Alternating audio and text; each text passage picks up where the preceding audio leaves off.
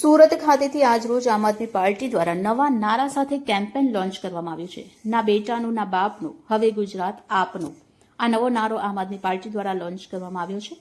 કામની રાજનીતિ કરતી આપ એ હવે નારા સાથે સ્થાનિક સ્વરાજની ચૂંટણીના અભિયાનની શરૂઆત કરી છે. આ મુદ્દે વાત કરતા આમ આદમી પાર્ટી સંગઠન મહામંત્રી મનોજ સુરઠિયાએ જણાવ્યું કે આમ આદમી પાર્ટી દ્વારા સમગ્ર ગુજરાતમાં જાગૃતિ અભિયાનનો પ્રારંભ કરવામાં આવ્યો છે.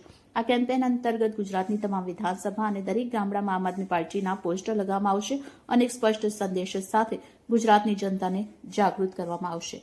આ કેમ્પેનનો મુખ્ય ઉદ્દેશ ગુજરાતમાં છેલ્લામાં છેલ્લા વ્યક્તિ સુધી પહોંચીને તેને આ પરિવર્તનની ક્રાંતિમાં જોડવાનો છે. આમ આદમી પાર્ટી આ અભિયાનને એક શક્તિશાળી નારા સાથે લોન્ચ કર્યું છે. આ ગુજરાત હવે ગુજરાતના લોકોનું છે, ના બેટાનું ના બાપનું. આ ગુજરાત હવે આપનું છે.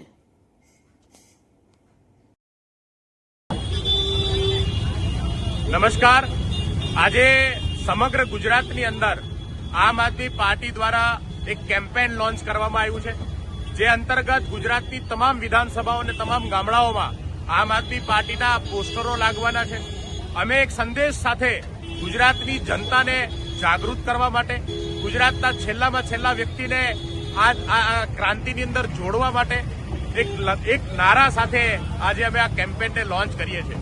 ગુજરાતની અંદર અનેક પરિવારો, અનેક ઉદ્યોગપતિઓ, અનેક મોટા માણસોએ ગુજરાતને છેલ્લા 30 વર્ષથી શોષણ કરવાનું કામ કર્યું છે. એક જ પાર્ટીએ પોતાના શાસનથી ગુજરાતના લોકોનું, ગુજરાતના યુવાનોનું, ગુજરાતના પરિવારોનું વારંવાર શોષણ કર્યું છે. ત્યારે અમે એ સંદેશ સાથે આવ્યા છે કે આ ગુજરાત હવે ગુજરાતના લોકોનું છે, ના બેટાનું ના બાપનું. આ ગુજરાત હવે આપનું. આ નારા સાથે ગુજરાતની અંદર આમ આદમી પાર્ટી દ્વારા આજે આ આગામી સ્થાનિક સ્વરાજની ચૂંટણીનો જે છે શરૂઆત કરવામાં આવી છે, પ્રારંભ કરવામાં આવ્યો છે.